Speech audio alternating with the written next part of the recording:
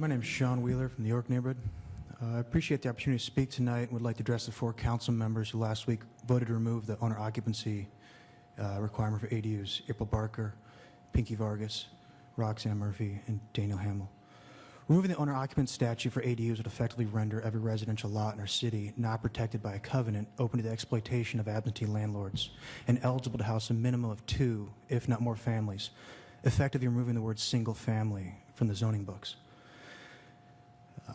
Passing this amendment under the false justification of helping with the issue of homelessness and affordable housing in our community is disingenuous, underhanded, and does nothing to address the root causes of that critical issue, while furthering the interests of the for-profit rental, real estate, and development industry, all at the cost of cities' working-class, single-family, and owner-occupied citizens and tax base.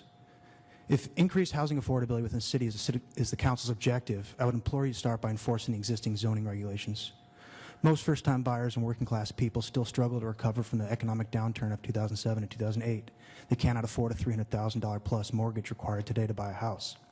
To buy a 2 to 3 bedroom modest house to live in, raise kids, a family, fix up or repair, or retire in, and consequently share a vested interest in local schools, parks, public safety, businesses, etc.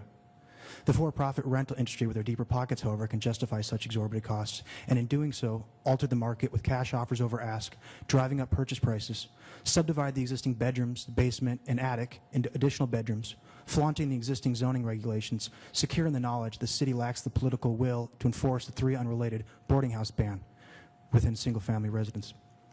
In doing so, you, the city and planning department, have been complicit in artificially inflating the cost of housing in our city, exacerbating the already significant issue of affordable housing and homelessness.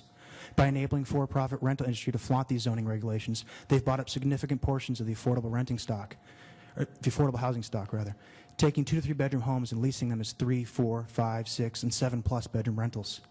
This consolidation in the ownership of vast portions of housing stock throughout our city by absentee landlords not only artificially increases the cost of home ownership, but also increases the cost of rent as a direct result. The costs get passed on to tenants. Burdened with ever-increasing rents, tenants are stuck in a vicious cycle which attacks from both ends. Paying more from both for rent renders them unable to save in hopes of buying themselves, while simultaneously the cost of initial purchase continually increases.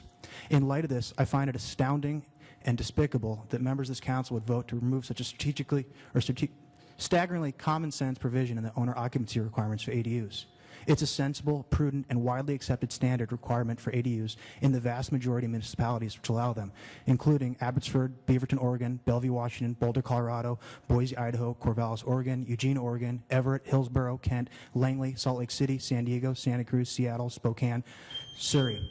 Removal of this requirement does nothing but enable absentee landlords to install ADUs in order to develop additional revenue streams and further incentivize the exploitation and corruption of our historic, character-rich, single-family neighborhoods, which are the true heart and soul of our city. If the city hopes to increase density, that increase should be directed towards already established urban villages, not upzoning single-family. The issue of affordable housing. Your time is up, Sean. Thank you very much. I appreciate it, Pinky. Thank you. Thank you. Next name is Christopher McDonald.